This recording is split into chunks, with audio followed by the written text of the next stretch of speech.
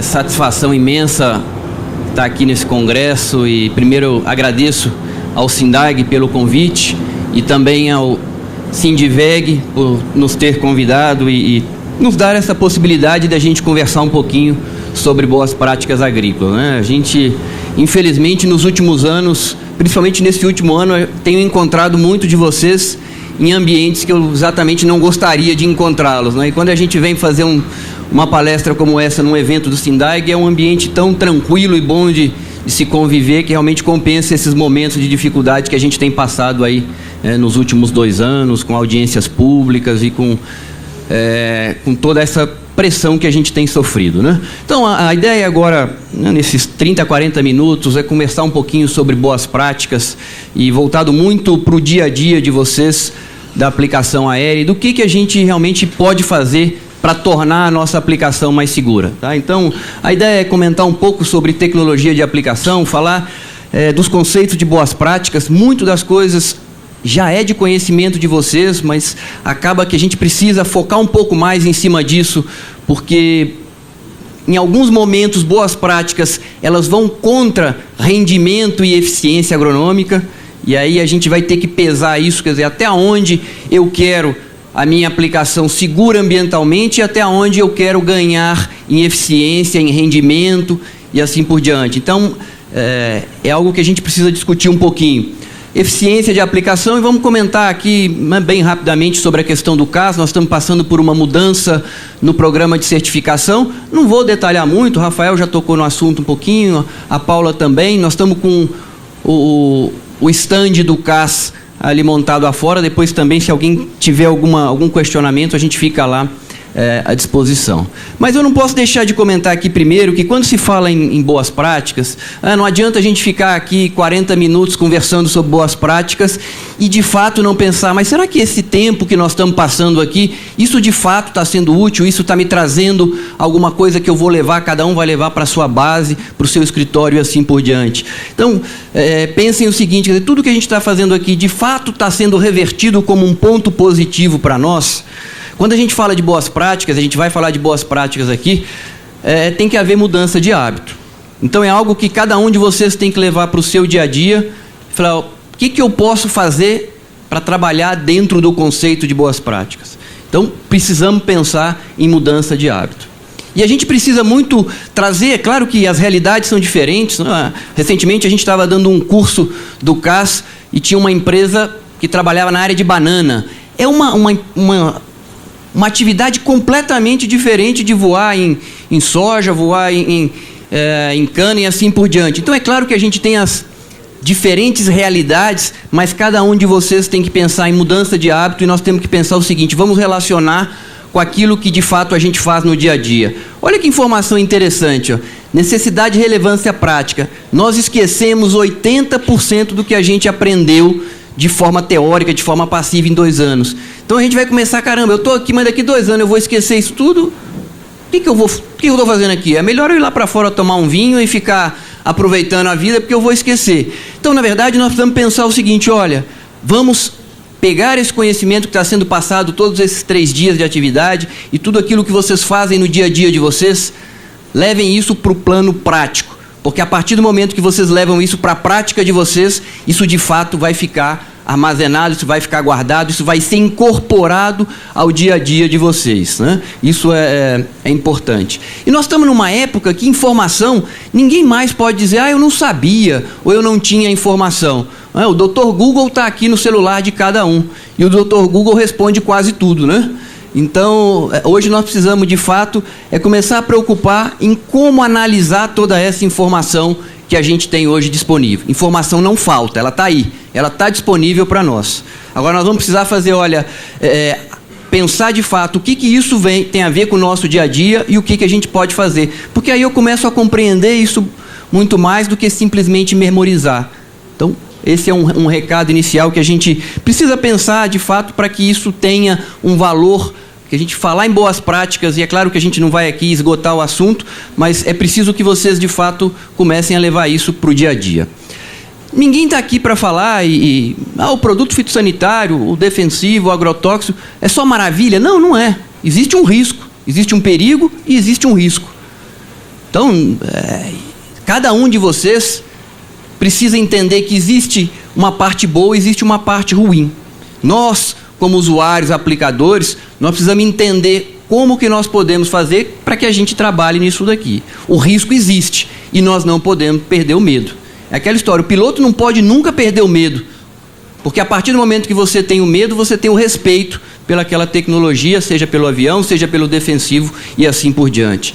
Então, de fato, quer dizer, se nós temos essas duas vertentes, e eu não canso de dizer isso, olha, é a melhor coisa que existe no mundo, é a melhor ferramenta, existe ponto positivo, existe ponto negativo. Nós temos que fazer a nossa parte para minimizar esse risco, e com isso a gente vai operar dentro de condições mais eficientes. Então, onde que nós entramos nisso? A ideia é que vocês pensem sempre nessa imagem. Quer dizer, a partir do momento que você tem um avião, e a gente cansa de comentar isso, o avião é uma ferramenta como outra qualquer. O avião é como um pulverizador tratorizado, é como um autopropelido, é como um pulverizador costal. Isso a gente tem, infelizmente, muitas vezes a falta de informação faz com que, quer dizer, quando o Jornal Nacional quer falar mal do defensivo, qual é a imagem que aparece lá no fundo do William Bonner? É um avião pulverizando, não é isso? E isso é lamentável, porque por que existe essa ligação direta? Essa ligação direta ela não existe. Existe uma ferramenta que nós temos que usar da melhor forma possível, né? Então, precisamos sempre pensar o seguinte, olha, nós temos que fazer com que o produto chegue ao alvo.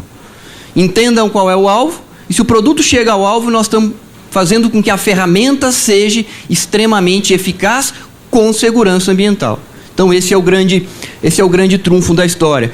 E ontem, quem estava aqui assistindo a palestra do Cláudio, e isso é fundamental, não adianta mais a gente simplesmente dizer, olha, a aviação agrícola é segura, a aviação agrícola é boa. Nós temos que mostrar com dados.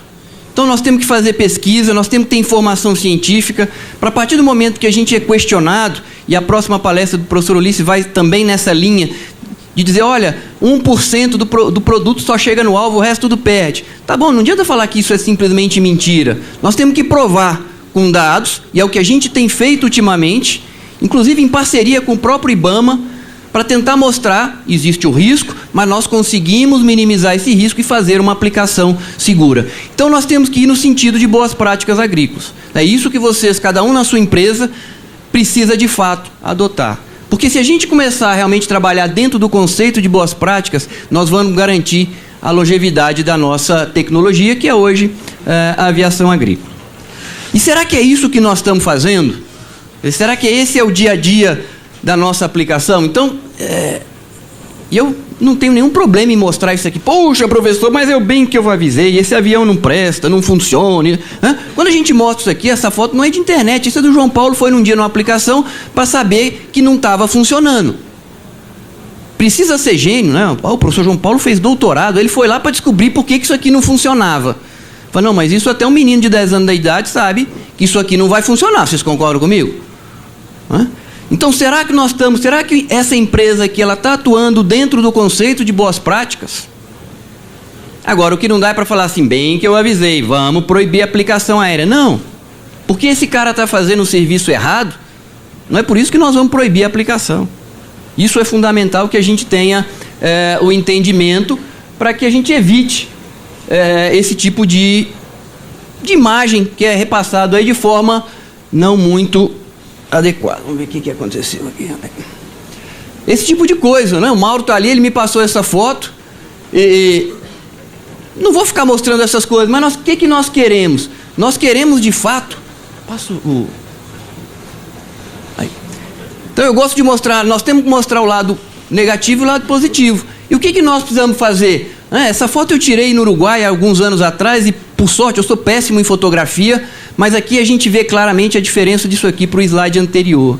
Isso a gente tem que mostrar no nosso dia a dia com ciência, com tecnologia, com pesquisa, e não ficar falando um é bom, outro é ruim. Ninguém aguenta mais.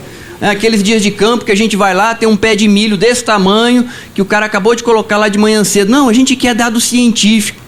Olha, o que você fez no campo, você produziu, quando você chegou, o que está acontecendo. É isso que vai mudar o dia a dia nosso, né? Então, não adianta a gente pensar que está tudo resolvido, não está. Os problemas estão aí no campo, nós temos que administrar esses problemas da melhor forma possível. O nosso cenário não é dos melhores, o cenário atual, e vocês sabem tão bem disso quanto eu.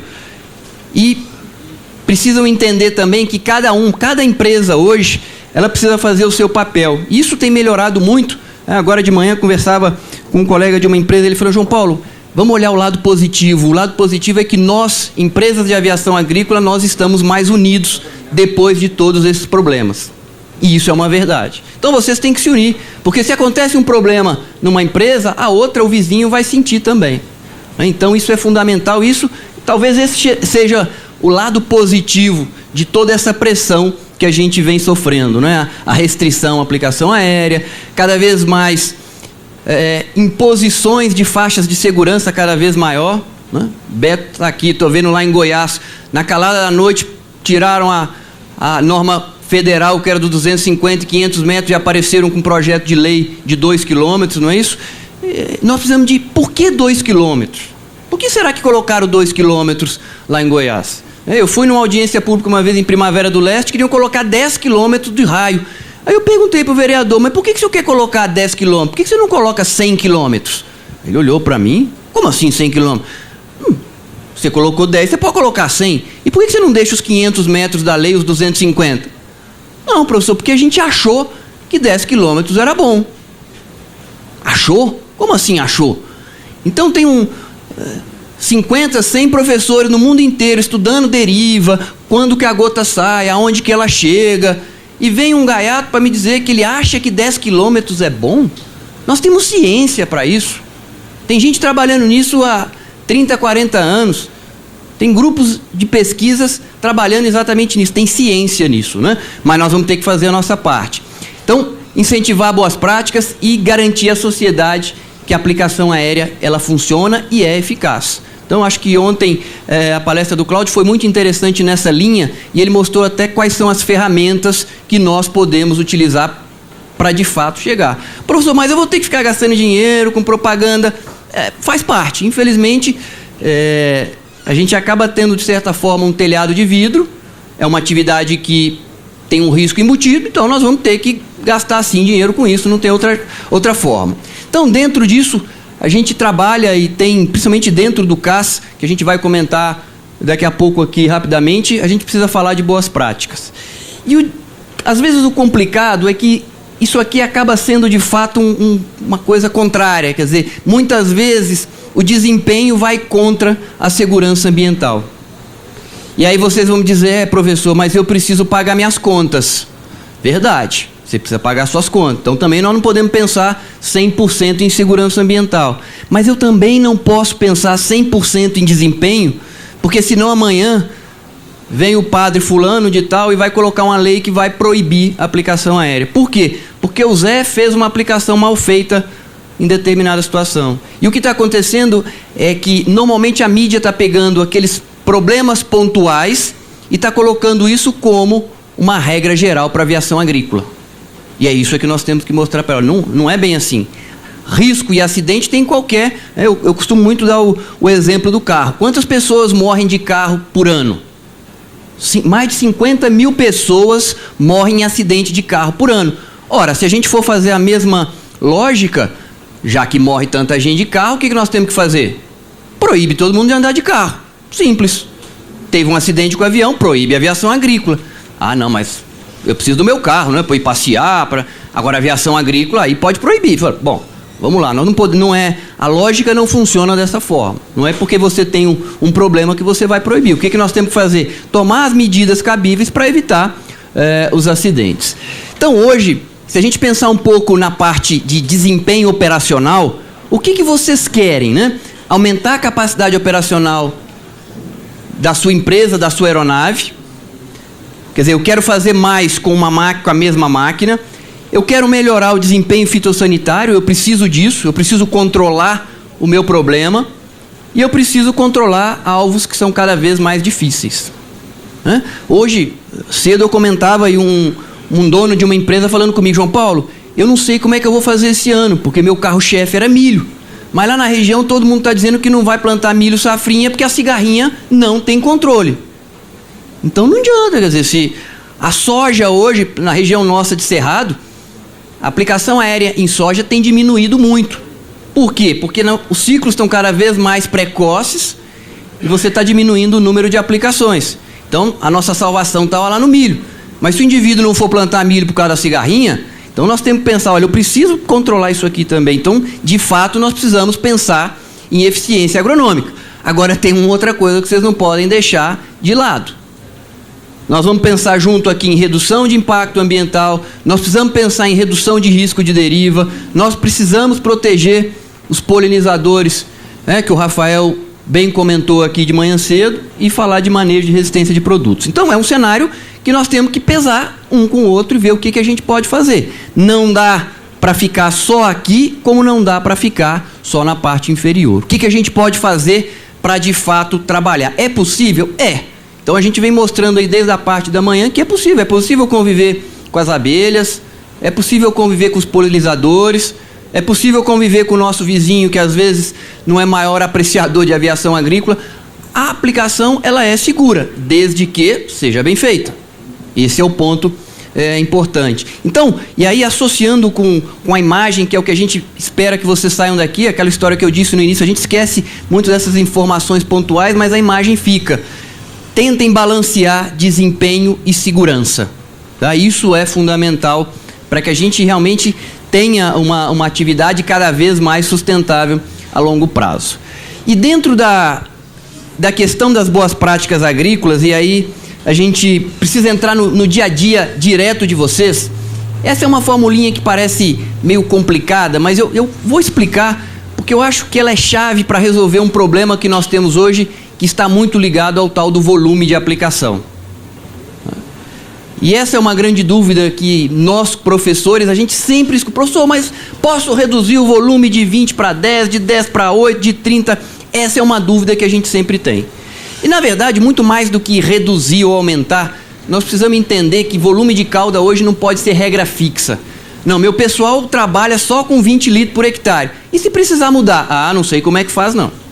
Então, de uma forma rápida, eu não vou pedir ninguém para decorar, mas só para vocês entenderem, isso é uma fórmula matemática que foi desenvolvida lá em 1967, e é matemático. Professor, eu não concordo com essa fórmula, é que não tem jeito, é matemático.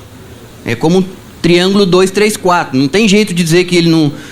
O 3, 4, 5 ele não existe, é assim. A cobertura do alvo, ela é função do volume de cauda. Esse é o primeiro ponto.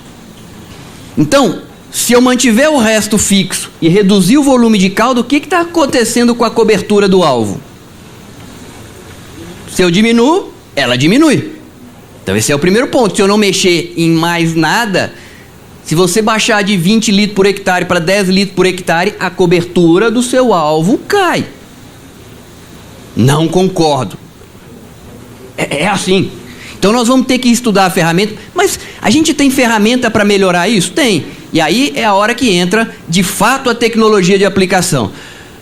Taxa de recuperação, quer dizer, eu tenho que garantir que o produto que sai da ponta de pulverização chegue no alvo. Esse é o primeiro ponto, isso é importante. Quer dizer, fazer a minha aplicação eficiente. 2, eu posso, por exemplo, trabalhar com o fator de espalhamento. Então, aquela água de batata, que antigamente a gente falava muito da água de batata que não servia para nada, aquela água de batata serve. Essa água de batata, o tal do adjuvante, o surfactante, um redutor de tensão superficial, ele vai me ajudar o quê? Peraí, João Paulo, mas então se eu diminuir o volume de cauda, mas eu tenho que manter a cobertura. Porque se eu não manter a cobertura, eu não controlo a praga. Opa, vamos colocar um espalhante adesivo aqui, isso nos ajuda, é uma ferramenta. Nós precisamos saber usar. A superfície vegetal, essa a gente não consegue mexer, né? Ela está lá e eu não vou acabar com ela. E nós temos aqui o diâmetro de gota. E aí é a hora que cada um de vocês tem que dar o treinamento para a sua equipe para manejar isso aqui, volume versus diâmetro de gota. Não tem jeito, né? Hoje, possivelmente, quem foi lá no estande da Stoll, por exemplo, eles têm lá um bico agora que dá gota aí de 400 a 800 micra para aplicar herbicida. É um tamanho de um bico desse, né? E aí tudo bem, eu tenho esse bico que dá gota de 800 micra. Professor, que maravilha então. Eu vou colocar então 10 litros por hectare com esse bico. Falei, tá bom, você pode até colocar 10 litros por hectare. Só que se você usa gota grande com volume baixo, você não tem cobertura. Então, nós vamos precisar desse discernimento no campo, e a equipe de vocês tem que ter o discernimento para trabalhar. Olha, eu preciso trabalhar aqui com volume e com tamanho de gota que me dê eficiência operacional, mas ao mesmo tempo me dê segurança ambiental de trabalhar com o menor risco possível de deriva, tá? Então, só para vocês verem, por exemplo, duas fotos, quando a gente compara volume, vejam aqui, quando eu baixo o volume, menor volume para o maior volume, não adianta. A cobertura aqui, vocês estão vendo um corante fluorescente aí na folha, é matemático. Não concordo, professor? Não tem jeito, tá? Quando eu pego uma gota, por mais que o João Paulo fale para vocês, usem gota grossa, mas vocês podem falar comigo e eu tenho que aceitar isso. A gota grossa, ela é boa do ponto de vista biológico? Não, ela é uma porcaria. Pensem no tiro de revólver e tiro de cartucheira. Revólver mata, mas eu tenho que ser bom de serviço. A cartucheira... E infelizmente o que acontece? Ora, a danada da gota grande é essa que a gente quer aplicar para evitar a deriva, mas ela não dá o controle suficiente que eu preciso. Então nós precisamos pensar o seguinte, ora, vamos de certa forma começar a trabalhar de forma intermediária, tentando valorizar eficácia biológica e tentando valorizar também a questão de controle de deriva. Nós não podemos nem passar para cá, nem passar para cá. Nós vamos ter que fazer aquela balancinha, ela funcionar da melhor forma possível. Então, a receita toda não dá para achar que nós vamos usar um único volume num único tamanho de gota. Às vezes o sujeito tem lá um bico CP, ele tem lá um microner. E aí você chega lá, tá bom, meu amigo, mas você regula isso aqui? Não, professor, aqui a gente só usa essa regulagem de pá com esse volume de calda. E por que você tem um equipamento que te permite fazer um monte de coisa, você paga caro no equipamento para usar sempre a mesma receita de bolo? Nossa equipe tem que estar treinada. Só, tá ventando? Gota grande, aumenta o volume de calda. Não tá ventando? Opa, então eu posso trabalhar com uma gota um pouquinho, tendendo a média, por exemplo, e posso, de repente, mexer no meu volume de calda.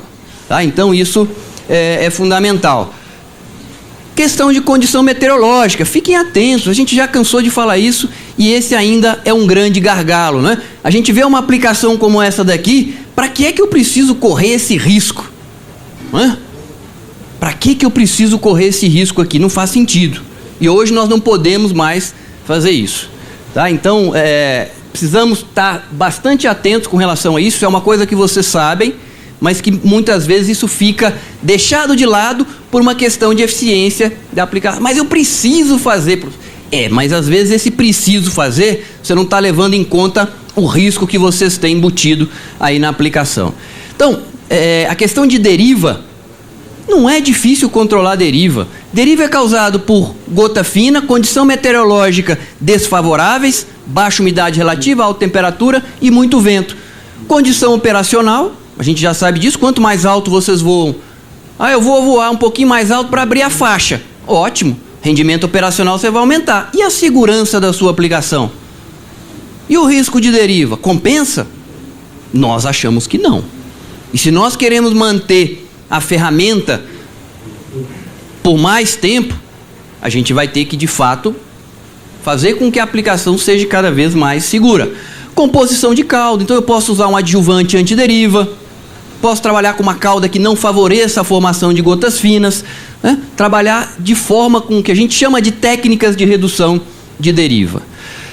Muito cuidado, e aí a gente tem dito isso, e principalmente eu, Ulisses e o Wellington, a gente tem levado muita pedrada, principalmente quando a gente vai para uma determinada região do país, que é muito comum, o tal do ultra baixo volume com óleo. Isso é muito bonito, funciona, mas do ponto de vista de segurança ambiental, isso é um grande problema. Professor, mas funciona que é uma beleza. Verdade, eu não tenho nenhuma dúvida quanto a isso. Mas com um risco que não vale a pena. Por quê? Porque nós temos gotas extremamente finas, na base oleosa, isso a gente acaba tendo a possibilidade, o risco muito grande. Então, cuidado. Algumas verdades com relação à deriva, isso é interessante, né? Uso de técnicas que reduzem a deriva degradam a aplicação, né? Isso é uma coisa que a gente, isso tá até é parte da apresentação que a gente tem feito nos cursos do CAS. A gente sabe disso. Professor, mas eu não posso, eu preciso ganhar dinheiro, eu preciso controlar a praga, o fungo. Mas não tem outro jeito. Infelizmente, nós vamos ter que fazer esse balanço de segurança com eficiência. É o preço que paga pela segurança. Então, na cabeça de vocês, nós precisamos, de fato, combater deriva, não tem outro jeito. Isso tem sido dito aí toda a nossa manhã. Então, os mandamentos, quer dizer, quando a gente fala em reduzir deriva, nós vamos pensar operar nas melhores condições meteorológicas, dentro do que é possível. E quando eu vejo, por exemplo, o Rafael mostrou, eu não vou comentar, mas não aplique quando a umidade estiver abaixo de 50%. Tem região no país que eu não acho de junho a agosto, inclusive a minha região lá, né? Cadê tem gente que voa lá, a gente sabe disso, Mauro está aí, tem condição que isso não existe nem um minuto por dia, nem às 4, a gente fica meio neurótico com isso. Eu comprei um termigrômetro do lado da minha cama, aí eu acordo 3 horas da manhã, deixa eu ver se a umidade está boa aqui, não tá, né? Mas que diabo, mas eu mando os caras fazer a aplicação com 50%, mas nem 3 horas da manhã eu consigo isso, como é que nós vamos fazer? Então, veio um professor maluco e falou que eu posso aplicar abaixo de 50%? Não é isso. Agora, nós temos estratégia para melhorar isso. Eu posso colocar um redutor de evaporação de gota, trabalhar com uma gota maior. Agora, eu estou dizendo que pode aplicar com 20% de umidade relativa? Não, senhor. 20%, meu amigo, você vai botar o avião lá debaixo do hangar e vai para casa dormir, não tem outro jeito, né? Mas lembrando da questão das médias. Escolher a técnica que ofereça menor risco, então é saber usar os equipamentos que a gente tem lá e trabalhar com melhor espectro de gotas, né? Trabalhar com gotas maiores e principalmente qualidade de bico adequada, porque às vezes eu tenho uma média boa, mas com uma variabilidade muito alta, então aquela gota fina ela vai acabar indo fora do alvo. Então, cuidado com relação a isso. Adotar condições operacionais adequadas, a gente comentou, quanto maior a velocidade da aeronave, menor é o tamanho de gota, maior é o risco, isso não tem como. Então é preciso que a regulagem que você tem do Ipanema, ela não pode ser a mesma do Air Tractor, porque se um está a 170 km por hora e o outro está a 240, o tamanho de gota vai ser diferente. Então o Air Tractor tem uma regulagem de um tamanho de gota e o Ipanema outra, né? E planejar a questão da composição de cauda, ok? Então, de forma geral, o que a gente precisa é estabelecer esses conceitos de boas práticas para que a gente possa fazer com a maior segurança possível. E aí a questão das faixas de segurança que nós comentamos e que foi colocado até anteriormente, o Rafael colocou isso de uma forma bastante clara, não tem outro jeito. Isso é o que vai nos dar a segurança de uma aplicação que a gente consiga fazer aí com o menor risco possível. Então, dentro desse, foi bastante rápido, mas eu queria deixar essa ideia das boas práticas, para que vocês realmente, cada um volte aí para o seu dia a dia e a partir do momento, se não tem o conhecimento, que busque, mas se tem, que utilize de fato. E por último aqui, comentar um pouquinho sobre o CAS. Eu disse a vocês que o CAS tem um stand ali, se alguém tiver alguma dúvida, eu vou só comentar alguns pontos referente ao novo regulamento. O CAS hoje está fazendo 4 anos, e desses 4 anos agora vou passar um cenário do que aconteceu e do que vem por aí para os próximos 4 anos, né? Só bem rapidamente, para quem não conhece, o CAS é um programa de certificação voluntário, se certifica quem quer. Professor, mas você está querendo criar mais papel? Não é isso. Nós não estamos querendo criar mais papel para vocês, mesmo porque você já tem uma papelada terrível, né? Mas, primeiro, esses papéis têm a importância deles. Segundo, o que nós estamos querendo aqui é diferenciar aplicadores bons dos maus aplicadores. É fornecer para a sociedade uma forma de se mostrar que nós estamos fazendo uma aplicação dentro do conceito de boas práticas. Então, o CAS não é uma empresa de geração de lucro, ela é gerida pela FEPAF, que é uma fundação sem fins lucrativos, e que tem na sua coordenação, né, o professor Wellington, o professor Ulisses, que está aqui, e por mim, né? Então o Wellington está lá em Lavras, o Ulisses está lá em Botucatu, e eu estou em Uberlândia, e a gente tem gerenciado esse programa. O programa foi gestado, vamos dizer assim, em 2012, 2013. Em 2013, de fato, ele passou a andar, e 13 a 17 foi o primeiro ciclo de 4 anos. Agora nós estamos indo para um segundo ciclo, e por isso nós fizemos algumas pequenas modificações, mas a ideia continua a mesma, para realmente a gente trabalhar dentro desse enfoque aí, que até o Rafael mostrou, então eu até posso passar aqui mais rápido. Mas a ideia é sempre de capacitar e qualificar o setor. É realmente promover as boas práticas agrícolas, né? De responsabilidade, sustentabilidade, melhorar a qualidade e redução de risco de impacto ambiental. Esse é o conceito do que a gente tem principalmente. E qual foi a principal mudança que a gente teve aí nesses últimos 4 anos para cá? O que a gente de fato mudou? O CAS inicialmente era dividido em 3 grandes categorias, o nível 1, nível 2, nível 3. Aqui era uma certificação legal, basicamente a papelada. Nível 2 era um curso, que as empresas tinham que mandar um representante. E o nível 3, que era a certificação de conformidade de equipamentos. Ou seja, a gente vai em loco, faz uma avaliação, inspeciona. Olha, você realmente está fazendo dentro das boas práticas, você tem o CAS.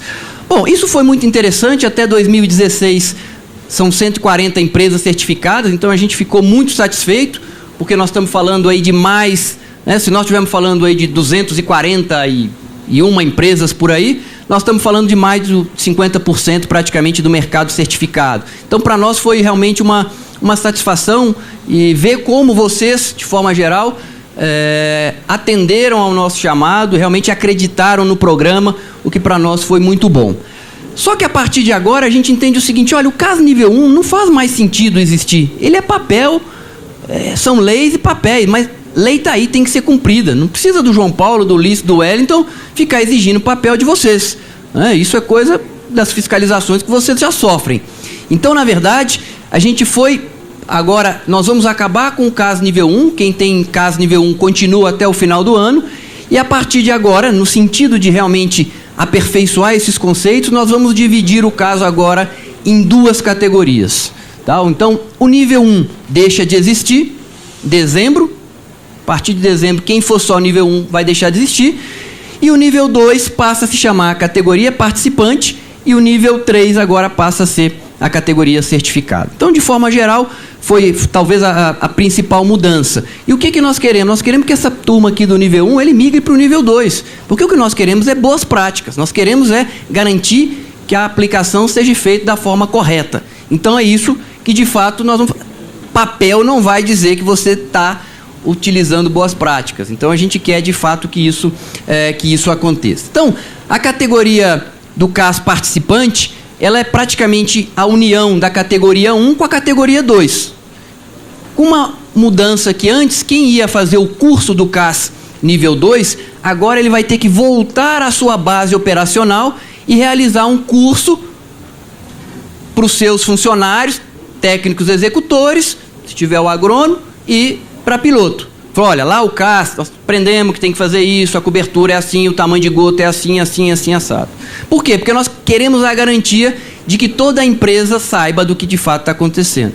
Porque às vezes a gente chegava numa empresa, o que é aquele adesivo ali no avião seu, meu amigo? Ah, não sei não, um avião que o patrão colocou aí, um adesivo que o patrão colocou aí. Não, nós queremos que ele fale, não, isso aqui é o adesivo que a gente está seguindo aqui, as boas práticas. Opa, é isso que nós queremos. Então essa é uma mudança. Agora é obrigatório que o indivíduo que faz o curso, ele volte a cada um à sua base e replique esse curso. Claro que lá nós estamos 2 dias, ele na verdade vai replicar um curso, a gente já passa uma apresentação pronta para ele fazer isso lá na propriedade, na empresa dele, né?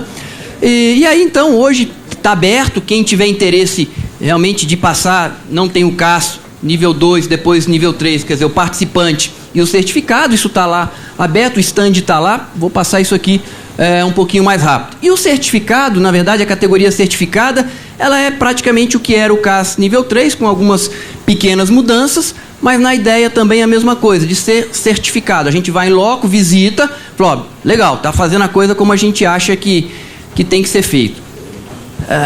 Nós não estamos aqui para dizer a ninguém que isso vai assegurar que não vai haver acidente. Não, nada...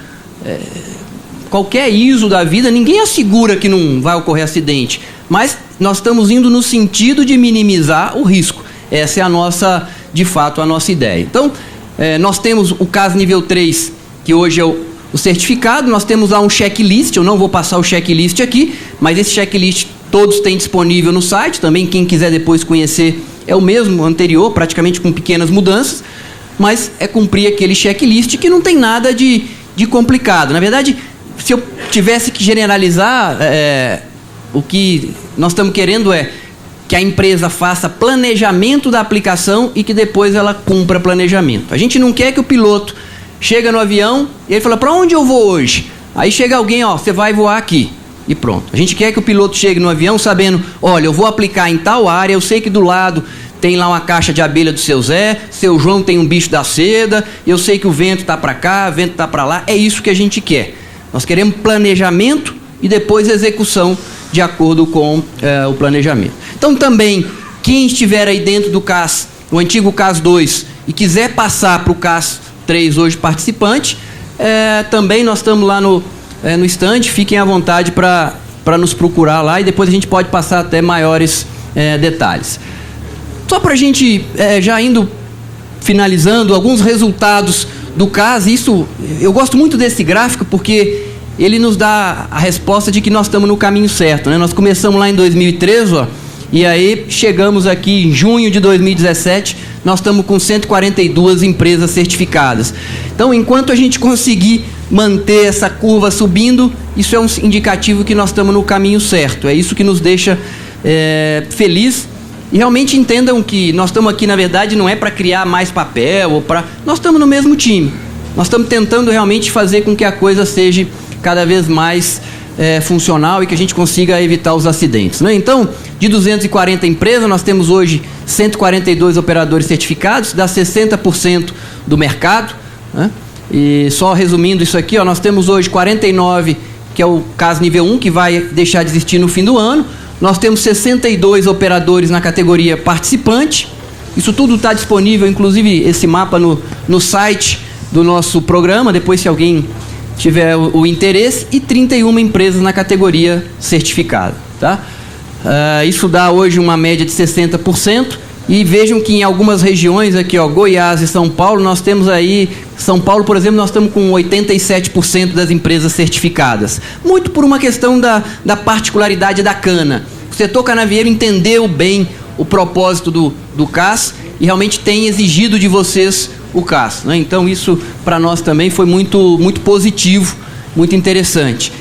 E finalmente, quer dizer, nós estamos aqui em defesa da aviação agrícola, aquilo que eu disse, né? Ultimamente a gente tem se encontrado, infelizmente, em ambientes meio hostis, mas nós estamos, né? Ricardo está ali, sabe do que eu estou falando, né? Mas é nosso papel, não tem nenhum problema quanto a isso. Nós estamos dentro da universidade, eu, Ulisses, o Wellington, nós estamos lá fazendo pesquisa para demonstrar que a atividade é segura. Não tem risco? Tem risco, mas nós precisamos fazer a coisa funcionar com o mínimo de risco. Quer dizer, risco existe em tudo, andar de carro nós temos risco, né? Então, nós temos feito muito evento e nesse ponto a gente agradece muito, o Sindiveg tem dado um apoio muito grande, a Singenta tem dado um apoio muito grande também nesses dias de campo para nos ajudar nisso. Então, aqui, por exemplo, um dia de campo que aconteceu ano passado, Mauro estava lá, esse é um deputado federal, nós estávamos lá mostrando para ele o que estava acontecendo. Então, esse tem sido o nosso objetivo, né? Eventos aí, em Presidente Prudente, esse foi um evento em Brasília com o pessoal do IBAMA, MAPA e Anvisa, para mostrar o que é a aplicação aérea bem feita, tá? Audiências públicas e assim por diante. Então nós estamos, na verdade, esse tem sido a nossa forma também de contribuir com o dia a dia de vocês. Entendam que nós somos parceiros e estamos, de fato, tentando garantir a longevidade de vocês. De forma nenhuma nós estamos aqui para... mas vocês estão criando muita dificuldade, agora o CAS pede isso, pede aquilo, eu vou ter que comprar isso. São ócios do mercado. Se nós queremos reduzir o risco, nós não temos outra alternativa, nós temos que caminhar aí dentro da nossa rota aí de sustentabilidade, né? Isso, de certo modo, pode comprometer, às vezes, algumas coisas, mas nós entendemos como CAS que isso é extremamente importante, tá? Então, mais uma vez, obrigado pela atenção de vocês, acho que o meu tempo já está praticamente encerrado, né? Eu estou aqui no 41 minutos, passei 1 minuto, mas a gente fica à disposição depois de vocês, tanto eu quanto o professor Ulisses, professor Wellington, a gente fica à disposição aí para tirar alguma dúvida depois lá no stand. Não sei se a gente tem algum tempinho para pergunta ou se passamos direto, né? Vamos passar direto e depois, se vocês tiverem alguma dúvida também, já pode perguntar junto pro Ulisses, que ele também já resolve os dois problemas, ok? Muito obrigado.